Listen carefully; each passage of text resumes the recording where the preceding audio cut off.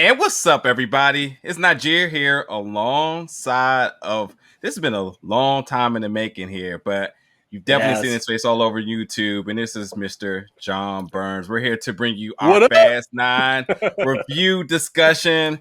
We're going to be on parallel opposites of the world here on this one. So this is going to be fun. So, whether you're watching this on his channel, whether you're watching on my channel, make sure you give each one of us the respective follow because I really do admire his work. And if you're a fan of mine, so you will definitely love his content as well. And again, we talk all the time, but we finally landed on a review where we're like, we're not letting this one get past. We're knocking this one out, and here we are. So, Fast 9, which is going to be in theaters this Friday, June 25th. It's already been out overseas. There's been a lot of other press people. Yeah, there's been a lot of other press that's had a chance to see it, but it's finally landed on our small press tables, and here we are finally getting a chance to check it out. Look, man, Najir, listen, man, when they put a movie out this late for us, you know it's not good, right? When they put it out like I'm not an hour or two after the embargo, you know they're trying to hide something. I'm just saying. I'm not. What happened? Oh my God, we lost Najir. What has happened? We lost him. It's just Burns. Wearing the Burnsy Bear shirt, brand new, and I've taken over Gold Media Belt. I'm back.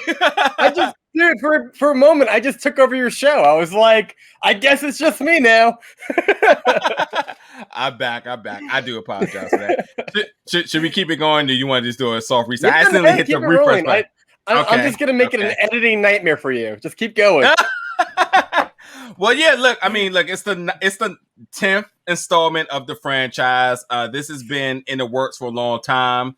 This was a film that was going to get released. It had already been completed, going to get released during the pandemic, and it kind of just backpedaled because it wanted to be in theaters. And regardless if you like the film or not, this is a film that must be in the theaters because each film in this franchise tries to be bigger and better with the special effects, the cast, just the craziness that goes on in it, and even though it's about a year late, I don't feel like it's dated, and I still had a really good time with this film. I think we're going to be different in this, but I will be first to say that I am truly a lover of this franchise, so there may be some bias to this. But also, I knew what the hell I was going to watch. This is like back in high school. I remember the show, movie. I mean, it's kind of a show. It's become like an episodic type of show, but you know what I mean. I remember back in 2001, when I think it was the first one, right? No, I saw a thing. It was 2001 because 20 years ago today, the first movie came out. Wow, I didn't even know that. Didn't even know that. Yeah, and like it has evolved when it first got into it, and I have evolved too, which I'll tell you in a second. But it was all about cars. Having a street racing and boosting those DVD players. Yeah. Right? It used to be about like boosting DVD players out of a truck. Now it's like you got Dom and his crew. They're like in the Bat Cave and they're trying to do like take down like a Bond villain. And I'm like, all right, man. All right. Yeah. They went from like small town, smugglers to now they're like national and worldwide and even global at this point now because we're getting ready to go out of space, but like they're heists. They go out there to steal the biggest thing or save from something from being saved. And however you brand it, like I don't even think they care at this point now. I think they just care to just make sure that the stunts and the situation just becomes less and less believable, and they just push the margin further and further. It is like Dollar Tree Mission Impossible, really. You know what I mean? Like if you really think about it, like because now every movie's a heist. Yeah. It's a big stunt. It's a big in space. Yeah, I mean, we like as fans, everybody joked what was going to be next when they go to space, and they did it. So, but yeah, let's get into the specific of this. Have you seen every movie? Yes, and I watched all of them again, like in January, I think it was. Okay. Yeah. So, Yeah, Fast Five is still I think the best all around still film. But I like this film because again, I knew exactly what I was getting into with this, and like I like the fact that this film made a mockery of itself. Like every single thing that I was thinking, I was like, Tyrese is being chased by 10 to 15 soldiers, and he didn't get shot once, and then he immediately says, "I feel like it's a miracle or something." How does never ever die or never get any damage done or anything? It's just like exactly that's what I'm thinking, and it's fun that they make jokes about their own selves in this. So like, I think that the moment you watch this film and you take it serious is the moment you just lose sight of what this film franchise is and what it has become. Because trust me, like even when it was strictly racing, a lot of that is just fake. I mean, no car. I mean, now cars have 10 gears, but like no car back in the day had 10 gears in a quarter mile, and yet there's a you know what I mean? That is true. That even in the first movie when they're doing that quarter mile, like it goes for like 3 minutes, and I'm like, come on, man, it's a quarter mile, and you got Nas. Get out of here. Yeah, exactly. It's an easy 8-second race. You know what I mean? Yeah. But, you know, because the film is about to come out, I you know, let's just fully get into spoilers here. Now, before that, I'm just gonna throw it to you, man. Overall reaction and feeling to this film. I found it to be very hollow. In retrospect, now that I have them all in my head, I wasn't a big fan of Hobbs and Shaw. That felt like a cash grab, and I thought like the black Superman thing with Idris Elba, and he's like part robot. It really kind of pulled me out of it. I didn't like it. I think they should have stopped after 7, really. Like 7 had a beautiful send-off with Paul Walker, and Paul Walker was like a big heart of this movie, and you really do feel it since he's been gone. They haven't filled that void, and I can't get into it. Fast 5 was great. That's my favorite one. I like 6 and 7, the first one, and then after that, I'm like, I'm good. Yeah. But this one, it's just like, you know what it is? Like, I can't even go and like just turn my brain off because some of it is just so dumb. It's so dumb. Yeah. Like the whole time I'm thinking like, how many milk crates did Vin Diesel have to stand on to be eye to eye with John Cena? Yeah, Do you know what I mean?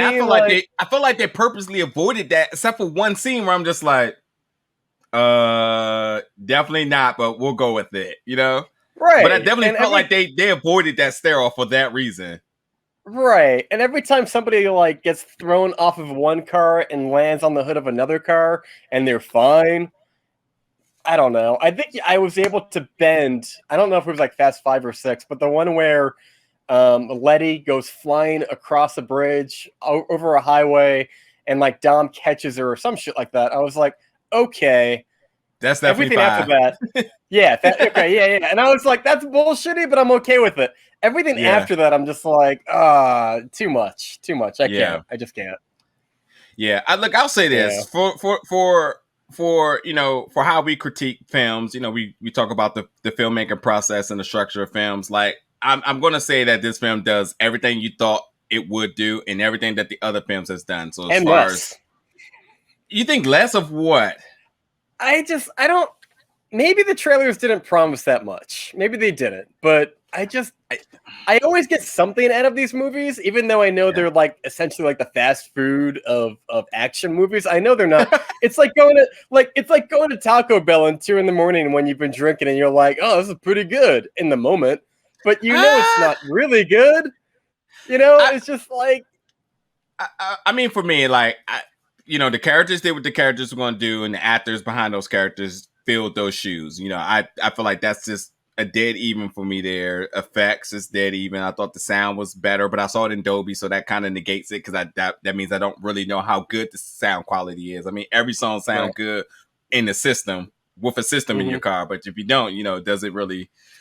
So like I wasn't blown away by any of that, and obviously the thing we're going to talk about most here is the plot. The plot has tremendous, monumental holes in it. But I let it go because I know that they're not really trying to do anything but really provide fan service and just the vast amount of just totally ridiculous moments one after another. Right. But I felt a giant disconnect between the actors. I never felt like they were in the room together.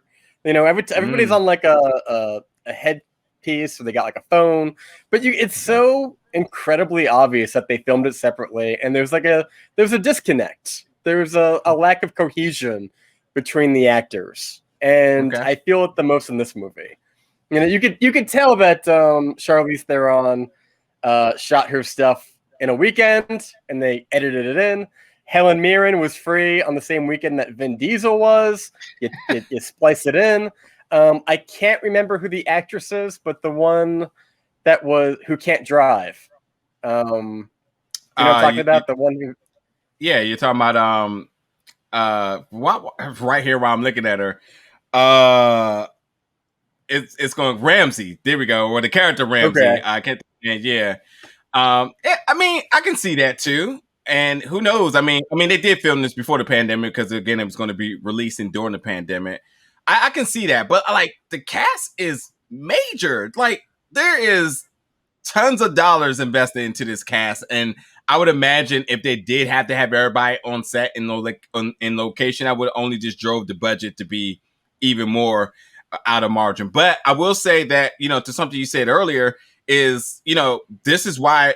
I mean, after 7, I would have been cool with 7 being the conclusion, but 7 made, at the time when 7 was out, 7 was like the 4th or 5th highest grossing movie ever while still in theaters. And I think it rounded off to still being around like 8 or 9.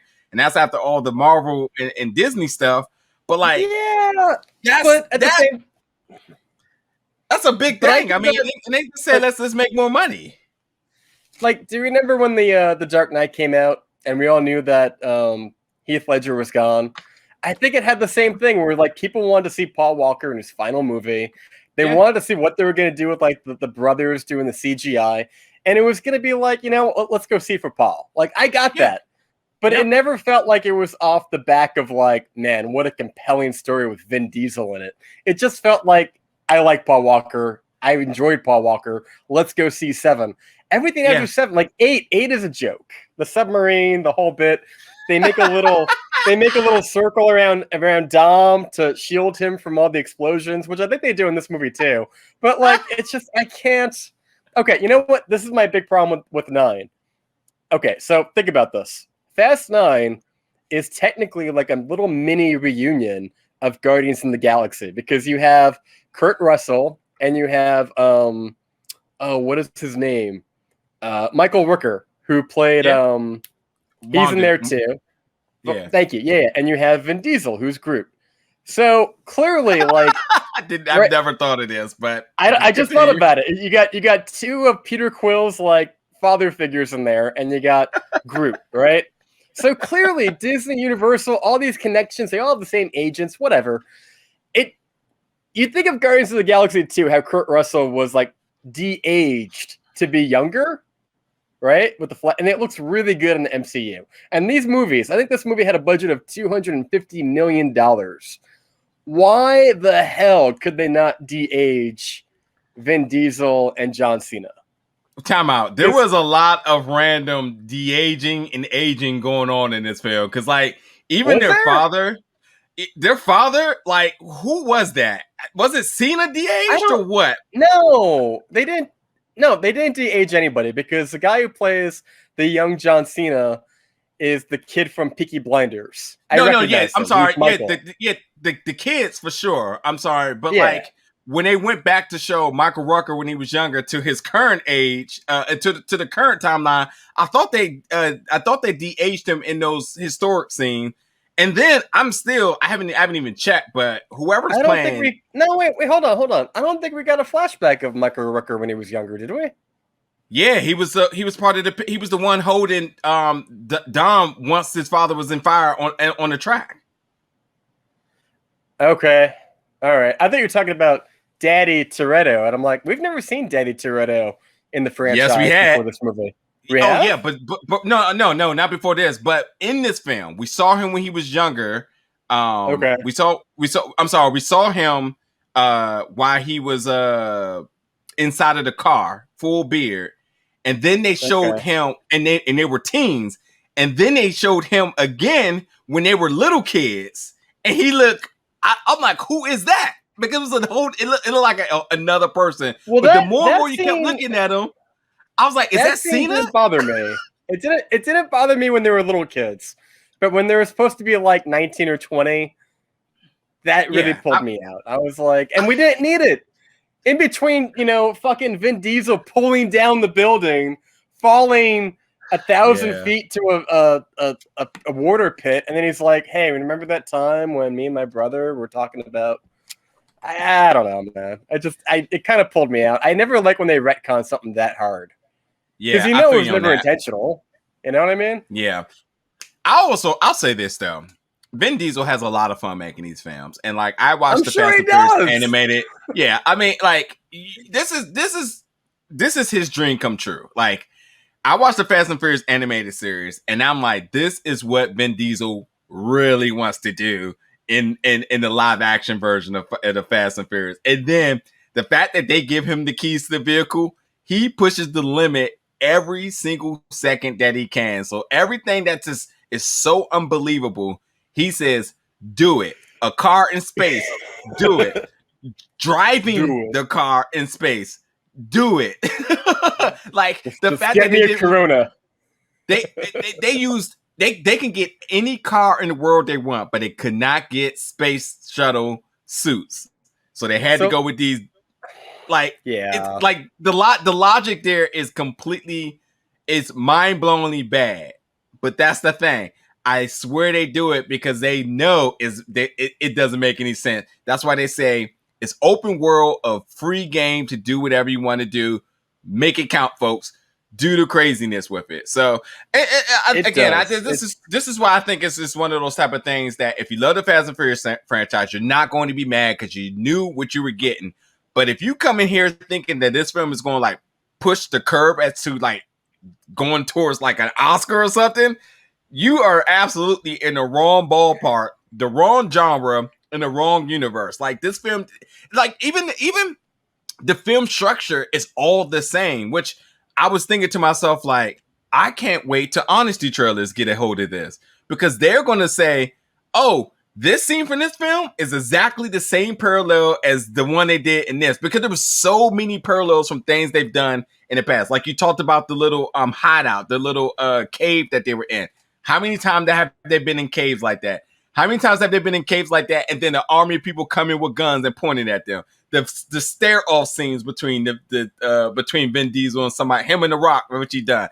All these things have all happened before. Like I've seen nothing in this film that I had never seen, except for the magnetic stuff that was kind of pretty cool. But everything else is damn near on par with everything they've ever done. But even that, they kind of ripped that off from Breaking Bad. Did you ever see that Breaking Bad episode with the magnets? Yeah, exactly. Like it's not this film did not reinvent the wheel here.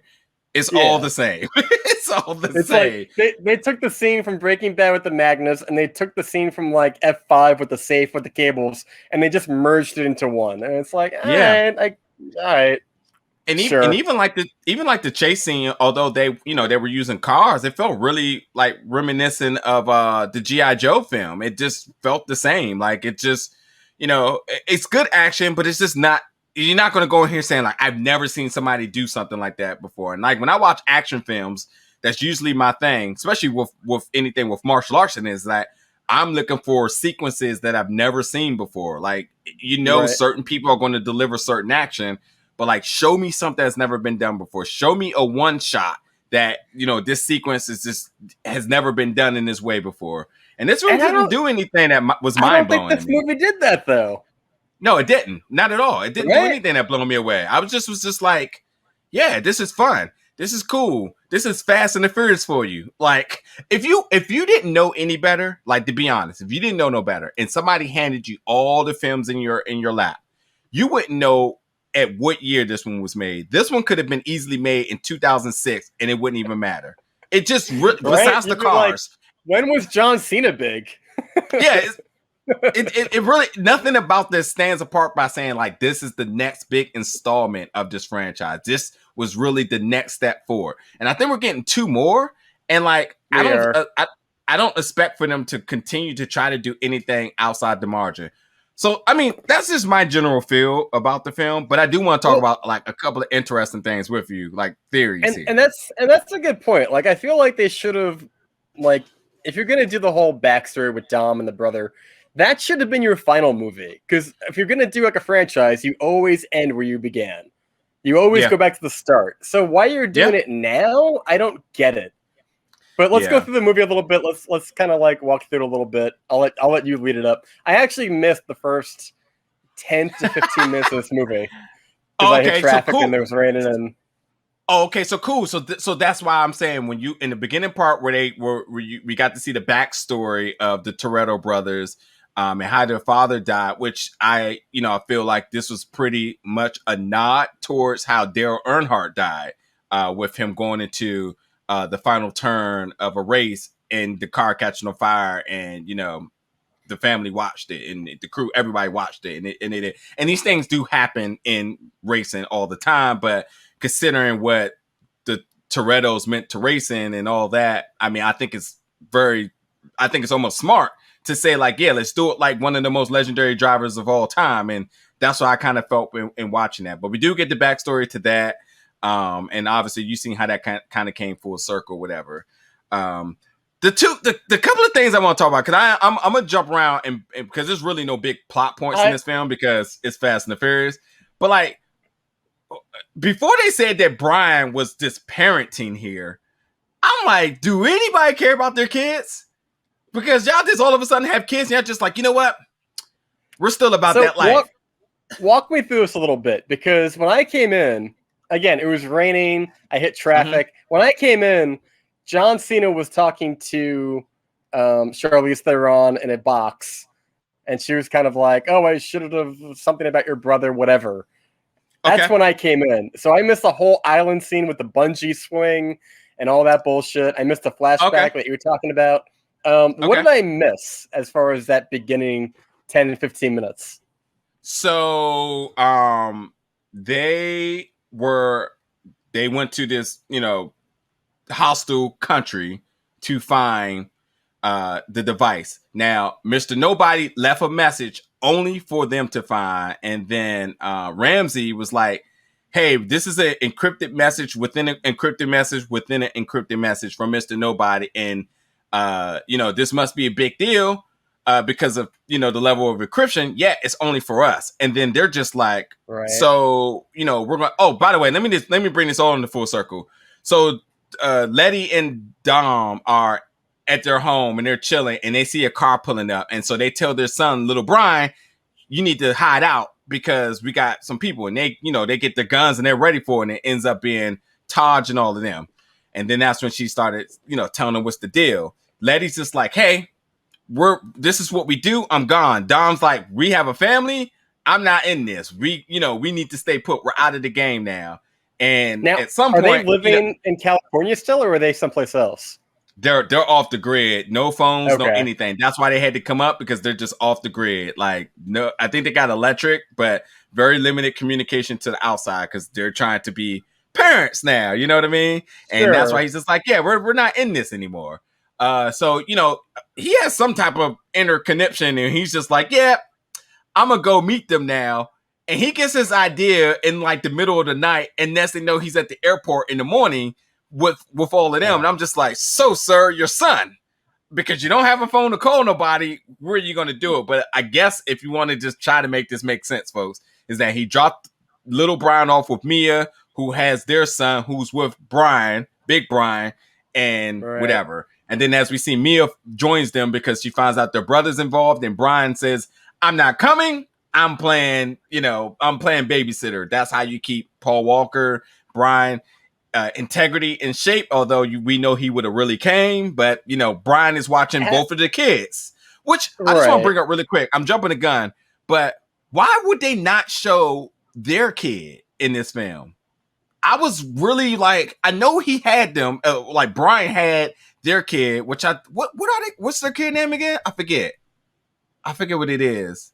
All right, but anyway, they got a kid, and I'm just wondering why it's easy marketing or thinking towards the future of letting both the little kids play in the movie so that we know, like, oh, they can do a kid version. Like, whether you want it or not, do it. So we know this is the potential. As we see, the Tokyo Drift crew is now been integrated in, which you think Tokyo Drift 2 possibly, or are they just in this realm of things? But either way, like you have opportunities to go different direction, because this franchise is very lucrative, and they're not going to end this until never. I mean, not until family is gone, until we time travel next. Oh God. Oh my God, I wouldn't be surprised if they do that. But anyway, yeah, so then we go back to see that Don looks at the file that Ramsey left, and he realizes that he thinks he sees his chain. I think that really motivates him to go, because he thinks it has something to do with his brother. Which is funny, because like he's never mentioned his brother at all, but all of a sudden you get one thought and you're like, oh, it's my brother. So you haven't seen your brother all these years, but you see one little thing, you're like, that's got to be my brother. So like, I felt like the persuasion towards saying this is my brother that motivated him to go that quick was a little bit like whatever, but that ultimately what it was. And even his sister, like Jordana Brewster, seems to like remember John Cena, and I'm like, you remember him too, and you've never brought him up? Come on, I know it's all retconned. Yeah. Yeah. But so they go to the country because they look for the plane. The plane crashed because they had Mr. Nobody in it, and then it has Charlize Theron character in there. He captured her. And he captured her and the device, and he left a beacon so that they would know where to get that device, because this is, again, just like the other movie, another device for global domination that if it gets into the wrong hand, it could end the world. Same old. Same thought. It's like it's the mind's eye or some bullshit like that again, right? Or something like that. I forget what it's called. Yeah. So I mean, I can almost predict Fast 10 at this point. It's going to be a device that not only can hack into weapons system, but can time travel as well. In space with Jurassic Park.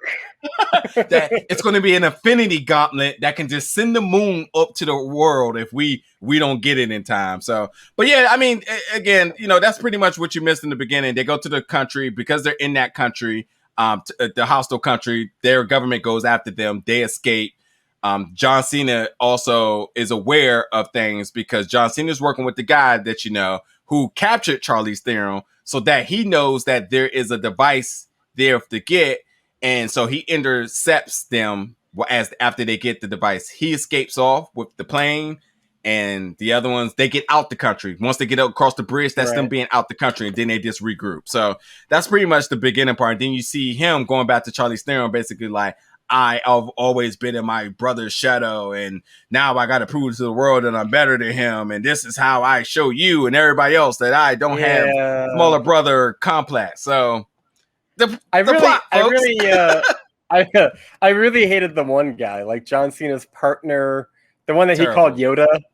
Yeah, terrible. The rich kid with the trust fund rich kid or whatever. Yeah, it's fucking awful.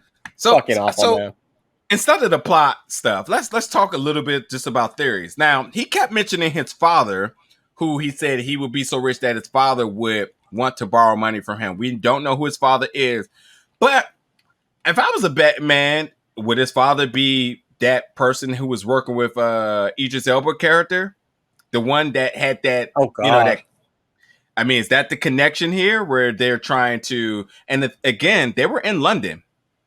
London happens to be where Deckard Shaw is from, and the Shaw family, who he has backstreet with Idris Elba character, who obviously his technology was built by some guy that we'd never seen, but we heard at the very end when they terminated Idris Elba character.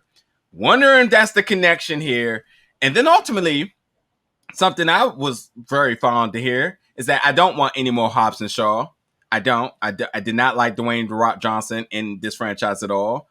But I love Luke Evans and I love Jason Statham. They're my favorite, two of my favorite actors, and the fact that they were brothers in this, I'm like, oh, this is cool. But we've never seen them work as a tandem. Did you notice that their mother said, "Hey, which one of my sons are you looking for this time?" Yeah. Which is a clear indication that they're both up and running, as we've seen after the credits, that one obviously is up and running, but the other one, who was left in a hospital bed the last time with Luke Evans' character, we just wonder what would be up with him. So I'm wondering here, and here's my big complex theory.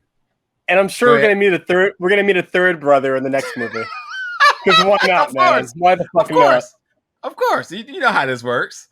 But I'm wondering if this is the hard pivot to bring Jason Statham back into the central franchise and kill Hobbs and Shaw. We know that Dwayne "The Rock" Johnson and Vin Diesel wasn't on good terms. We know that they weren't happy about him being in the franchise. We know that none of them promoted Hobbs and Shaw. You know, there was definitely a lot of tension going on there. And although they said there's no issues now, we know that this is an egotistical thing. And I don't blame Vin Diesel because him and Paul Walker brought this up and made it for what it's worth. And then when you bring in Vin Diesel, anything he touches is like LeBron James shifting to a new team. That becomes LeBron's team. LeBron is considered the LA Lakers right now, when at one point it was Kobe's team. And when Kobe wasn't even playing, it was still Kobe's team. And before Kobe, it was Shaq and Kobe. And then before that was Magic. But like LeBron comes and it's automatically like LeBron's Lakers. And you think Dwayne Johnson is the type of person, you put him in your franchise, that's his franchise, which is also why you think that he has his own movie in Black Adam, because when do villains get their own movies? When you're Dwayne "The Rock" Johnson and you get a movie before Cyborg and the Flash gets theirs to come out. Like, this is a little bit confusing here, but I mean, that just shows you the star power he has. But he came in and... If I had to take a guess what they were going to do, I think part 10 is going to be another filler, much like this one. I don't think Jason Statham is going to come back because I think he's kind of like a parting gift. Like, hey, listen, The Rock and Vin Diesel can't work together. We're keeping our cast, but we'll give you Jason Statham so that you have some type of star power outside of The Rock. So they're a package deal, I think. But I think when you get to part 11, you're going to get everybody back. Hobbs, Shaw, Ryan Reynolds will show up. You're going to get everybody who was ever in a Fast movie showing up. And they'll do that same bullshit again where like they film it separately. And maybe they'll have like one scene together that they're going to have to grit through to make all those millions of dollars. And that's going to be it. And you're even going to have like one moment, I guarantee you, there's going to be that one moment. The bad guys are like, they have like the upper hand. And you're going to get CGI Paul Walker who drives in and like takes somebody out. And he just like winks at the camera and then fucks off. And that's going to be part 11, and that's going to be it. And then they're going to just reboot the entire franchise with like 20-somethings and, you know, back to DVD players. Yeah. Or I don't know. They'll be still in Bitcoin. I don't know. There's still something. I agree. Yeah. I agree. But I mean, overall, I just think that, you know, the sky's the limit for them, and they're going to definitely push that. And once they get to the sky, they're going to go to space. And once they go to space, they want to go to Mars, and then they're going to do some interstellar stuff. And, you know, it's going to be what it is. It makes the franchise makes a lot of money. Vin Diesel obviously has a lot of fun with this. The whole cast has a lot of fun. Tyrese was a standout in this because he was just so him. He was just acting completely off the wall, off the chain. Probably wrote all his lines. Him and Ludacris probably wrote all their lines, and no one could say anything because they were just like, well, we're not going to try to make black jokes for y'all, so we'll let you two do that. And that's why they're just so all over the place. And yet and I think you may be on to something about people sharing the screen time with each other. That's probably why they share so much screen time together, because it's the idea that probably get along. They were just like, we'll do our part of this, and here we go. But again, you got the Tokyo Drift crew who could obviously mean something in the future. Bow Wow, who's been itching to tell people that he was in this film, because when they were doing a press tour in London, everybody was tweeting him like, "Are you coming?" He wouldn't respond. Was that him? Was that Lil Bow Wow in this movie or no? Yeah, that's definitely him. He just picked up some weight. Okay. Well, I haven't seen Lil Bow Wow in like a solid decade, and I'm like, I think that was him, but they could have recast him. We're just like, it's a different guy, and I'm like, I don't kind of care, but you know. Yep. Yeah, dude, it's been a minute since I've seen Tokyo Drift. It wasn't my favorite. Yeah. But yeah, man, I mean, you really lost me when they launched the ship through the satellite. I was like, why are they doing this? Why are they doing this? Again, I was thinking of, what was it, The Dark Knight Rises. Like, there's that scene where, like, they use, like, the box to block the transmission from, like, the bomb to, like, the trigger. And I'm like, no, we're not going to do that. We're going to go into space and take out the satellite instead. That'll be the easier way to do it. And I'm like, come on, man, get fucked. Get out of here. Yeah, I was. What is this Yeah. shit? Again, every time I thought about plot stuff, I was just like, just leave the logic out of this, leave the science out. And it's, again, a movie that prides itself on so much the numbers, and this is the science. And it shoved that down your throat. But then at the same time, they were just like, but don't pay attention to the science. Don't pay attention to the numbers, because all of it is just complete nonsense to you. But yeah, like, I was easily the one to say, why go to space when you could just take the device and end it in the uplink on Earth? And who cares what the satellite does after that? If the satellite isn't connected to something, it'll fall out of orbit. Yeah. Or why is this important? 10 minutes into the movie, I had to stop doing that because I realized what movie I was in. I was like, stop trying to make sense of this, John. There's no point in this. How did they even get back? How did they even get back when... Oh, that's right. The Russians, the astronauts found them. That's right. Yeah, I was like, how did they get back from space or some shit like that? Yeah. And called them minions, and they quarantined because they said they eat space food for a few days. Yeah, and the fact that you're right. 10 is going to be entirely in space, but it makes me think of the movie Armageddon with Bruce Willis from like the 90s. It's a classic. It's like the same. Yeah, it's the same idea of like, wouldn't it be easier to train astronauts how to drill instead of treating like drillers how to be astronauts? It's the same idea. Why would you have guys who do like, street racing learn how to be astronauts? It's idiotic, but they're gonna do it anyway, and here we are. Yeah. But it's so dumb. It pulls me out of it. I'm looking at Tyrese, and he's holding the steering wheel, and I'm like, that's not doing anything. There's no road in space. There's no rainbow track like in Mario Kart. What are you doing? He's like, yeah. And he shifted the gear, so engineering. Yeah, and they totally made that piece of shit car like space proof. It was completely airtight. Come on, man. And by the way, my last gripe is that Jakob Toretto left the team after being accepted because a lot of people will be looking for him.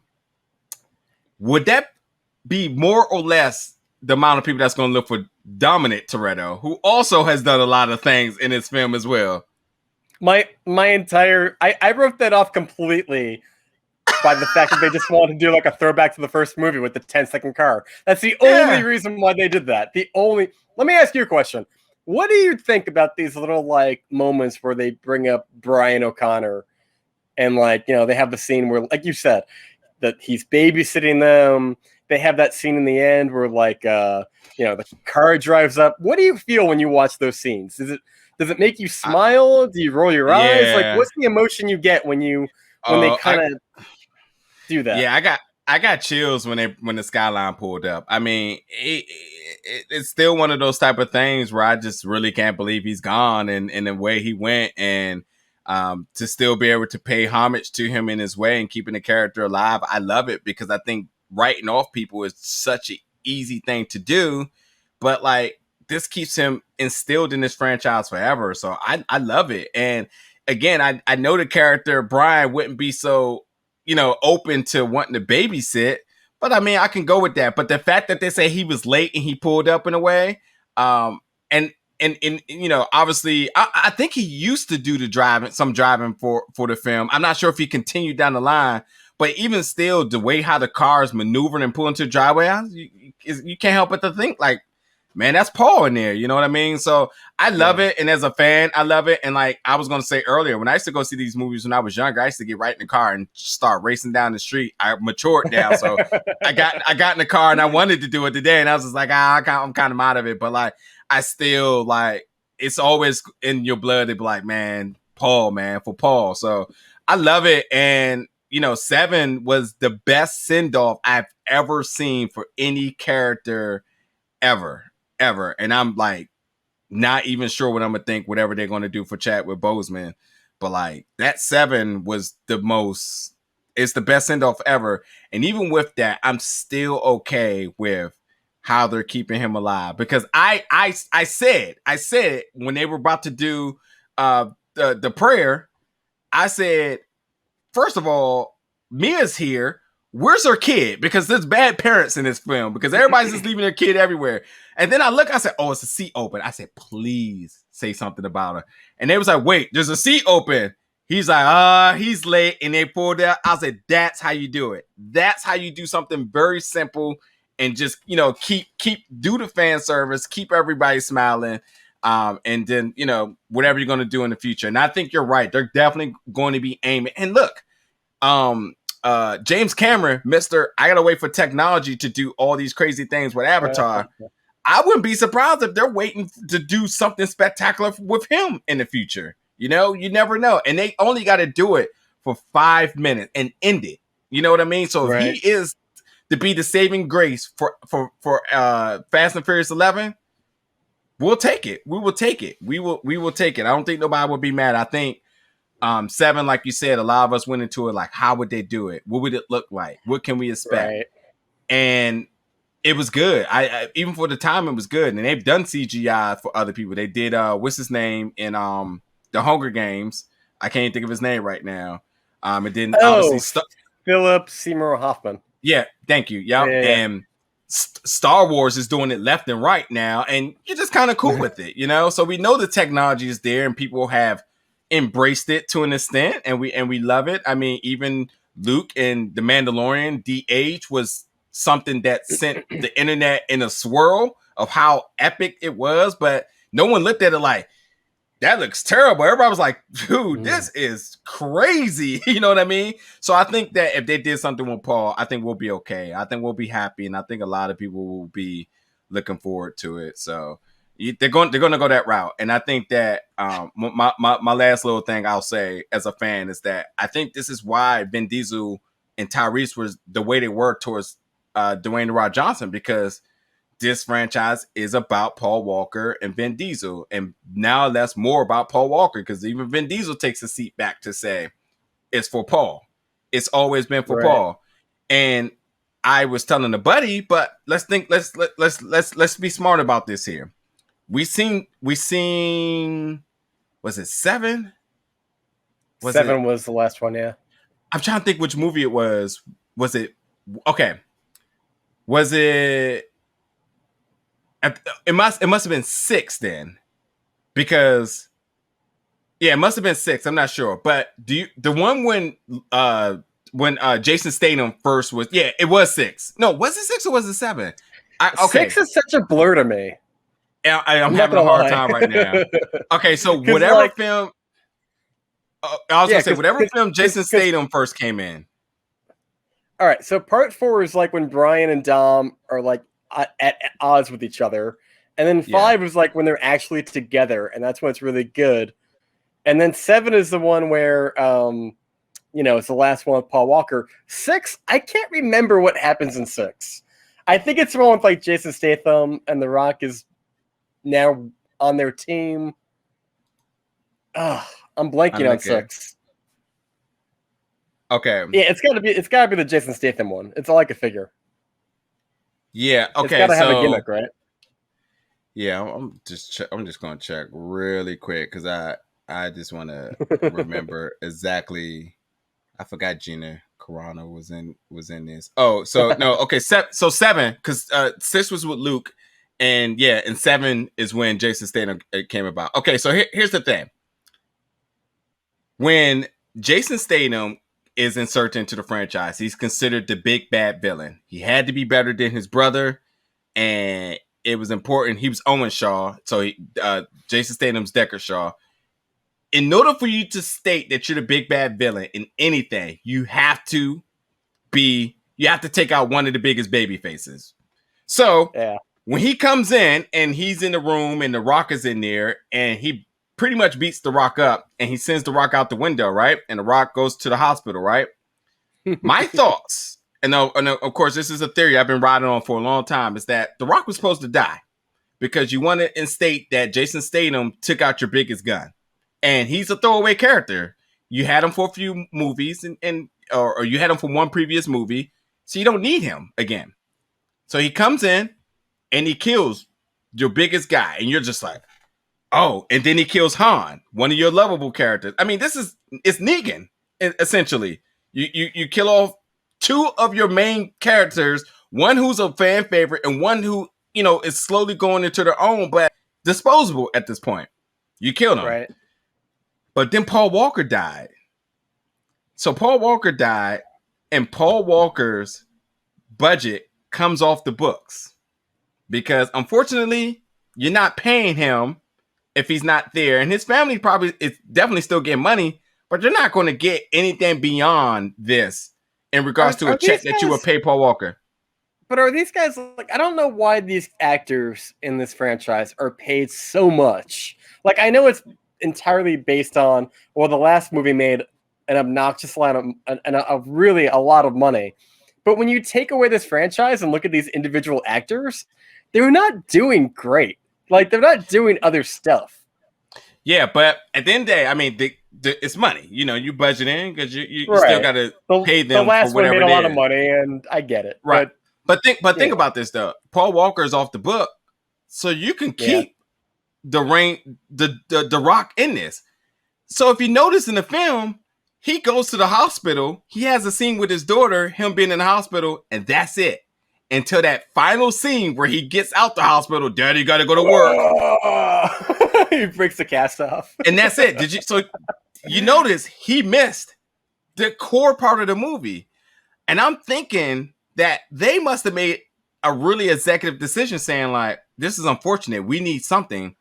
Keep the Rock in the franchise. This is star power here. We can use him. We have him. Pay him to keep him alive. Would make sense. But you have to think, why that makes sense on every book you look at, it's going to make sense.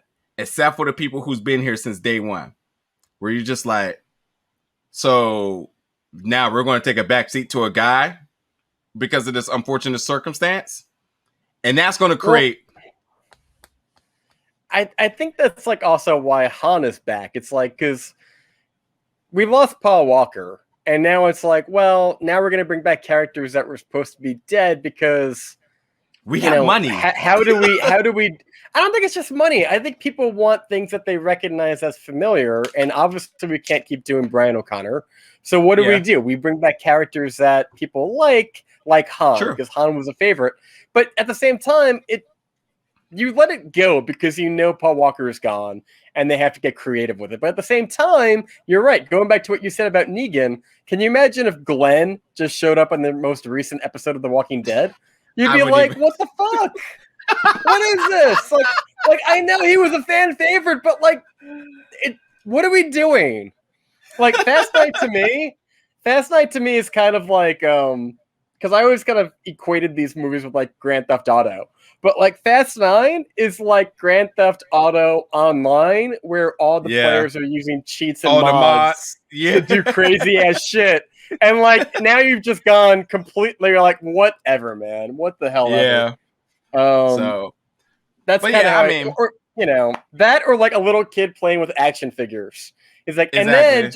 and then John Cena took a bow and arrow and he shot a cable across a building and he swung across it, but then he didn't make it because Vin Diesel jumped at him and they went through a window, and you're like, oh fuck you, what is this? What is this? You're not wrong. You're not wrong. But again, at the very end of it, it's just all fan service. That's all it is. It is. But they could do it smarter. Like, for example, if you told me like Dom and Shaw, like Jason Statham, Vin Diesel, were in a fight, I could believe that. If you told me John Cena and The Rock were in a fight, I could believe that. But when you mix match them, I'm like, nah, man. Nah. That guy's huge. He's huge, and you're a tiny little guy. Give me this whole franchise is built around Vin Diesel's giant ego, and it shows, man. It shows, and it really kind of pulls me out of it because he's like 5'7". Every time he's in a scene with like anybody, if you look at his feet, he's got like these big 4-inch boots on, and I'm like, oh.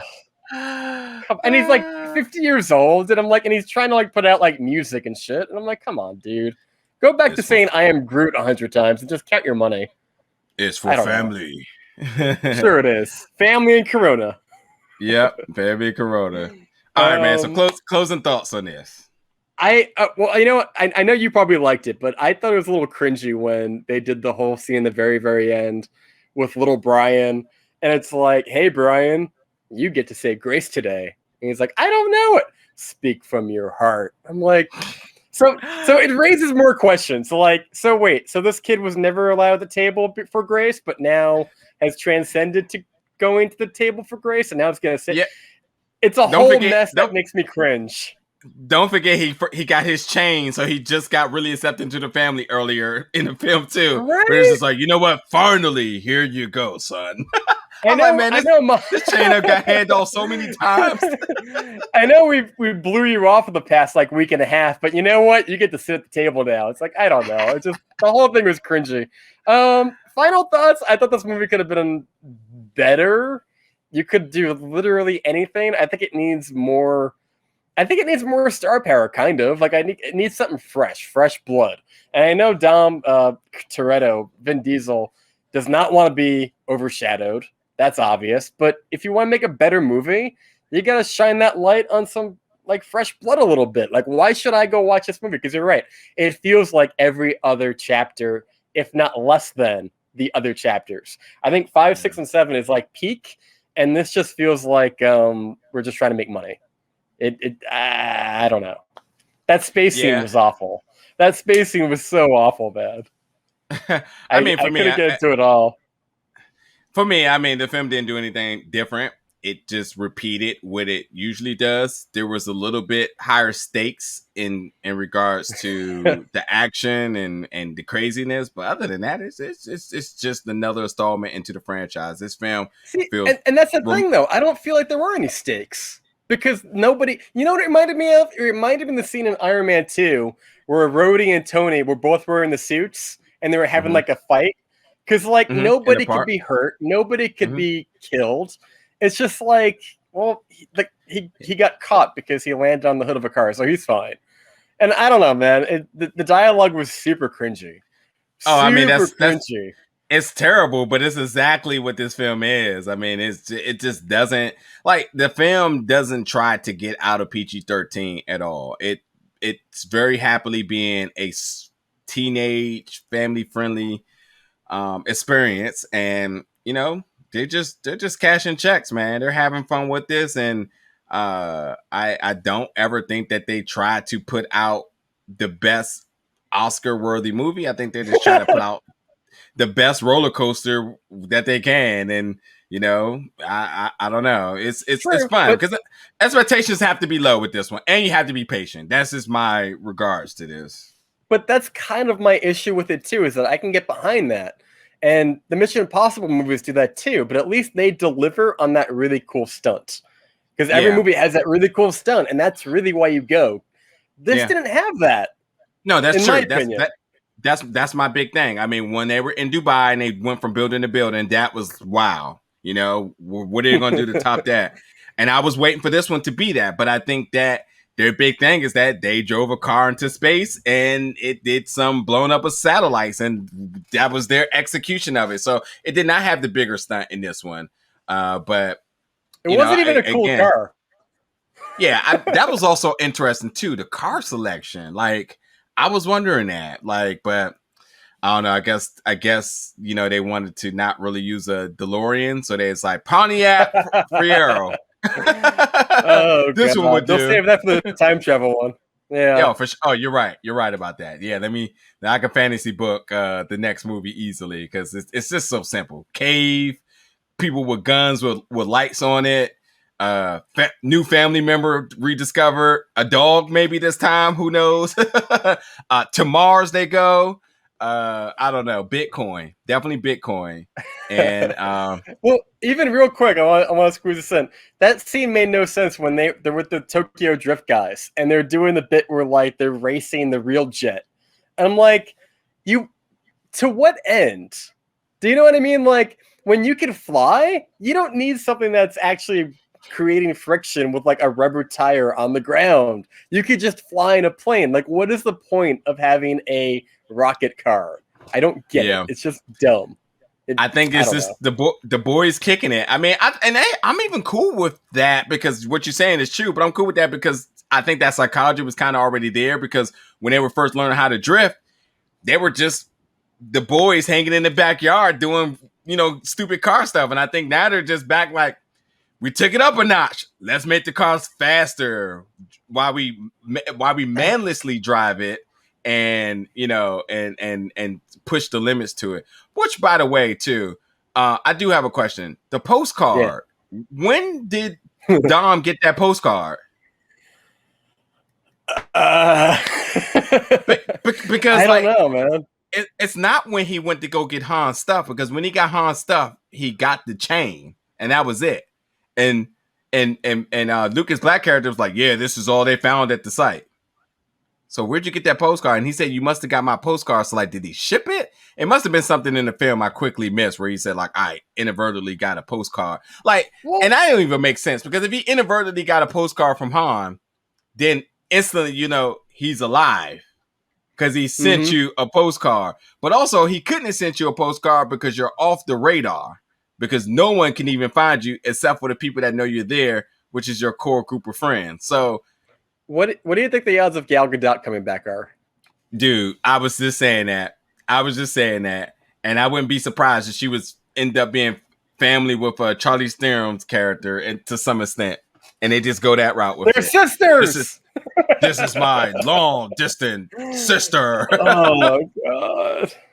Yeah. Because I mean, she just kind of fell into like the darkness, so you could bring her back. Yeah, give her that Paul Walker money, I guess. I don't know. I don't know, because Charlize Theron's character is hold on, I'm trying to think. So Charlize Theron character. Let me look at this real quick so I could just make sure, because Cipher. Yeah, Cipher. Okay, right. Yeah, and Cipher is just another hacker who is basically on the opposite ends of Ramsey. And yeah, I was trying to wait, because she's not Deckard Shaw. They're not related to them, but they just know who they are from other previous. Okay, guys, so my God, question. And if you don't know any of this, then oh well. Because it doesn't matter. It doesn't Even matter. They mess up their own continuity, so it's fine. Yeah. How would you rate this movie? How would you, on the scale of numbers or grade? How would you? So for Fast and Furious fans, I think this film is a out of 5. I think this is like a 3.5 because it doesn't do anything different or more to proceed to be great or excellent, but satisfactory for sure.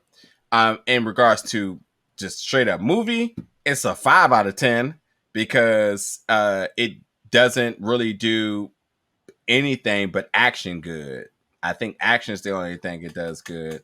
The characters are exciting and easily to get invested into, but the acting isn't great, and the plot has tremendous. Yeah, all these things are. It is what it is. Like, I hate nothing about it except for the fact when I start trying to be logical with it, and that's why I'm just like, no, like none of this makes sense. I think the problem too is that like Dom is always kind of just like this like side character, really, that he's like Han Solo, right? Yeah. And if you don't have Luke Skywalker, who was Paul Walker, like you can't make that cool side character with the mystique your main character, or you have Solo, a Star Wars story, and it's awful. And so when you don't have Paul Walker and you don't fill that void with like either making Letty more of that character or somebody else, I don't find Dom to be that intriguing as a main protagonist.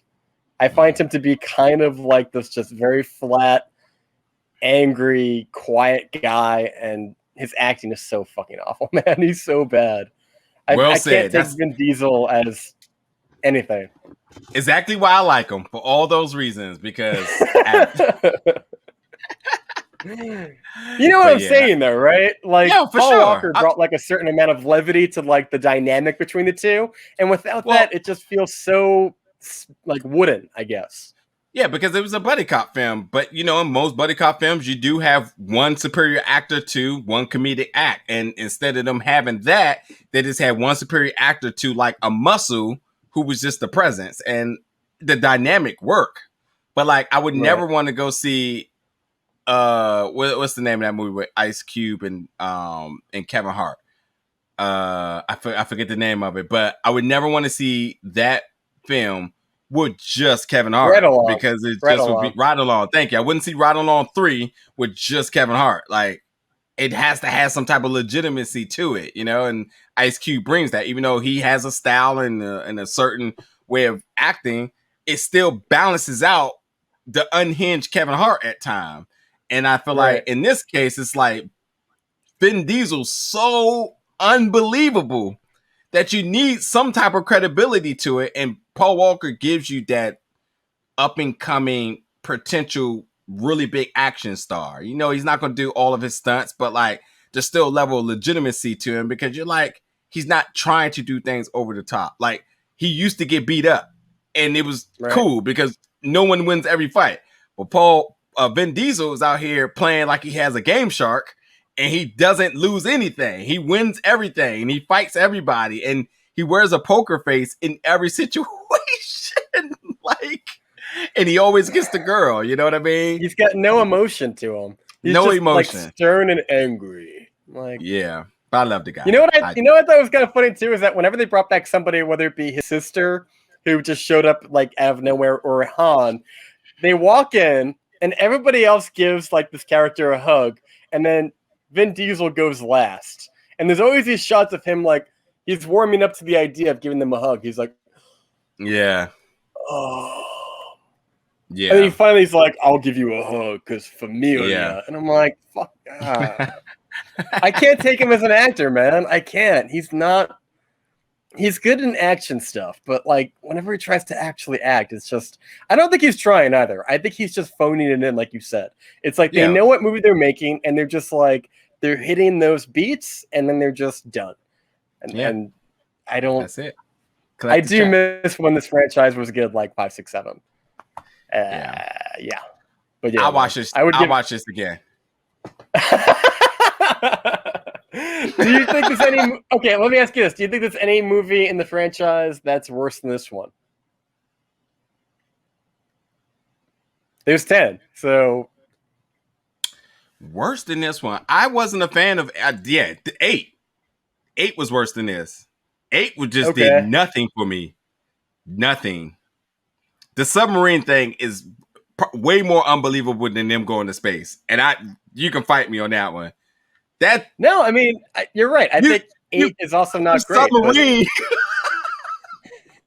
but for me, here, like this didn't have anything either. Like what is the thing that you remember from this movie? Like when a year from now, when someone says, "Hey, what happens in Fast 9?" What's going to be the thing that makes you go, "Oh, Fast 9 is the one that had this"? Good point. I think that this one was the one that, I mean, we're going down the road of trilogy, so I think it's safe to say that this was the one that gave us the backstory about Dom and his brother, which, you know, I'm not really fond of Jacob right now, but it could mean something more in the future. But like, I think this pays more dividends than what Hobbs and Shaw was ever trying to do. So like, I feel like this is the introduction to the backstory, and like the backstory did work. We actually see why he beat somebody with the iron, but we always heard about it, but we never seen why. And like, you just thought he was unhinged, but like he beat a guy because he thought the guy killed his dad. It's not really a bad guy after all, is he? And we also see that's where he met Santos and them in jail, which was also cool because like you always talk about you got these boys, but where did you meet these boys at? And the fact that that's where they met them, which is curious. I'm wondering how come the one actor was not able to come back. I don't. I'm not sure why, but so like the backstory stuff wasn't just filler. It did give some context to the character that we just really made a lot of assumptions to. I would argue, because I think the acting is so bad in a lot of this franchise, but that scene where Vin Diesel is talking about how he beat somebody up with an iron and all that in the first movie, many would argue it's not the best acted scene. It's not going to win an Oscar, but it was decent in the standards of Fast and Furious. Like, that's a good acting scene. You don't have to see it. He's painting the picture. So I feel like this kind of cheapens it a little bit, if that makes sense. Like, it's like spoon feeding the audience just a little bit when you don't have to, I guess. Yeah. I don't know. I mean, they need a threat to pull on, I guess, for the sake of having some kind of plot. But I just had to check. Like, I was like, why didn't they show Leo? So Leo and Santos are the Dominican friends of his that he met in jail and that they always been around. I forgot about them. Stuff.